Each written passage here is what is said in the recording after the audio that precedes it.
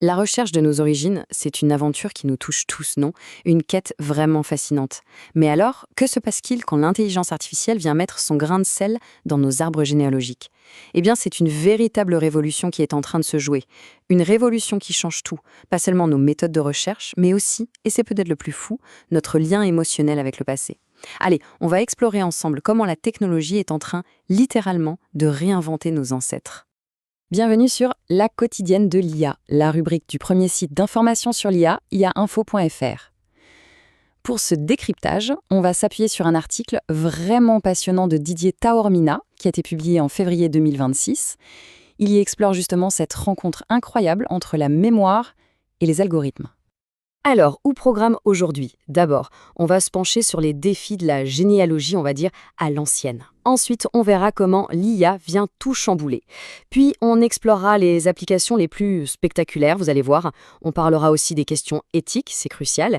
Et on terminera sur une vision d'avenir, une collaboration entre l'humain et la machine. Alors, commençons par le commencement. Avant l'IA, la généalogie, c'était vraiment une affaire de patience, une sorte d'enquête de détective très méticuleuse, mais qui pouvait aussi, il faut bien le dire, tourner à la frustration. Imaginez un peu le tableau. Le point de départ, c'était ça. Des heures, parfois des jours entiers, passés dans la poussière des archives. Il fallait se battre pour déchiffrer des écritures d'un autre temps, sur du papier jauni, avec de l'encre à moitié effacée. Et chaque petite information, chaque nom, chaque date, il fallait tout recouper à la main. Un vrai travail de fourmi, où la moindre erreur d'interprétation pouvait vous envoyer sur une fausse piste pendant des mois. C'était une aventure, c'est sûr, mais une aventure, disons, laborieuse. Et c'est pile à ce moment-là que l'intelligence artificielle débarque. Et attention, l'idée, c'est pas de remplacer le chercheur, pas du tout. C'est plutôt de lui donner de véritables super-pouvoirs. Et là, le changement est radical. Ce qui était lent, pénible, manuel, devient rapide et automatisé. Une recherche qui prenait des semaines peut maintenant être lancée et les premiers résultats arrivent en quelques minutes. L'IA, elle, peut scanner des milliers de documents en même temps. Elle offre une vue d'ensemble, une exhaustivité que l'œil humain, seul, ne pourrait jamais espérer atteindre. Mais alors, concrètement, comment ça marche? Eh bien, c'est assez simple, en 3 étapes. D'abord, l'étape 1, le déchiffrage. Des algorithmes spécialisés arrivent à lire les manuscrits, même les plus compliqués à la main. Étape 2, l'analyse. L'IA repère automatiquement les infos-clés, les noms, les dates, les lieux. Et enfin, étape 3, c'est là que la magie opère vraiment, la connexion. Le système croise toutes ces données et hop, il suggère des liens de parenté, des pistes de recherche auxquelles on n'aurait jamais pensé. Ok, donc l'IA accélère la recherche. C'est super. Mais ce n'est que le début. Elle va bien plus loin que ça. Elle est en train de créer un pont émotionnel super vivant avec notre passé. Ça paraît fou, non?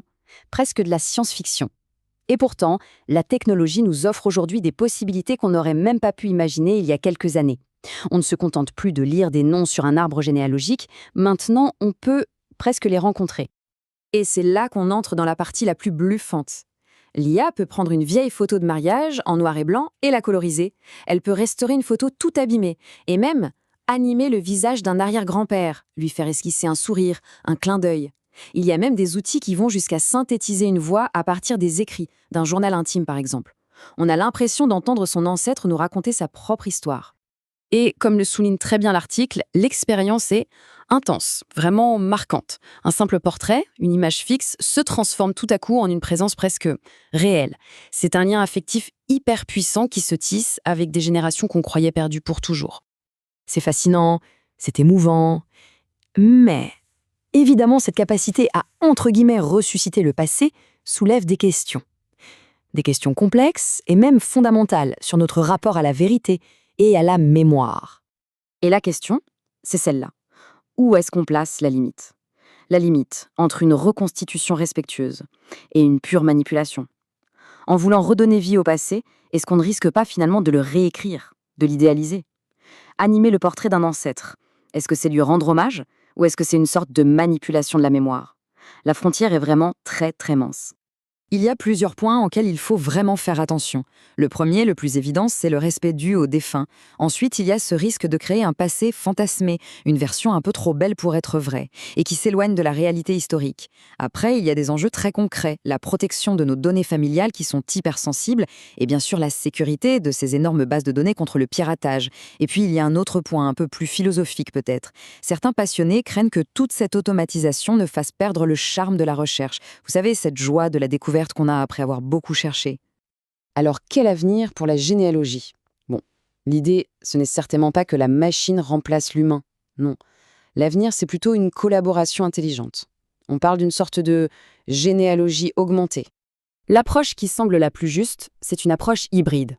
En gros, chacun son job. On laisse à l'IA ce qu'elle fait de mieux, analyser des quantités astronomiques de données, faire les tâches répétitives. Et l'humain, lui, conserve ce qui fait sa force unique.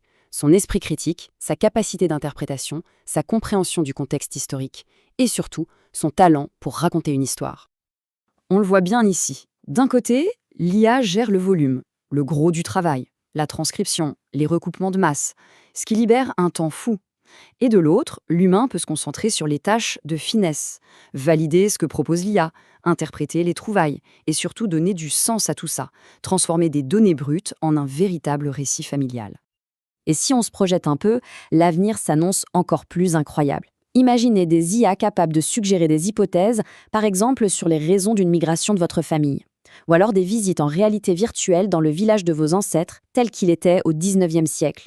On pourrait même, pourquoi pas, reconstruire en 3D des maisons qui n'existent plus, juste à partir de vieux plans d'archives. C'est dingue, non? Au final, toute cette révolution technologique pose une question assez vertigineuse. L'IA est un outil absolument formidable pour explorer nos racines, c'est clair. Mais elle nous force aussi à nous interroger sur la nature même de nos souvenirs. La mémoire de nos familles demain, est-ce que ce sera encore une quête humaine simplement aidée par la technologie, ou est-ce que ce sera une construction entièrement façonnée par des algorithmes? La question reste posée. Voilà, pour en savoir plus, retrouvez toute l'actualité autour de l'intelligence artificielle sur le portail ia.info.fr. Merci d'avoir suivi ce décryptage et à très bientôt.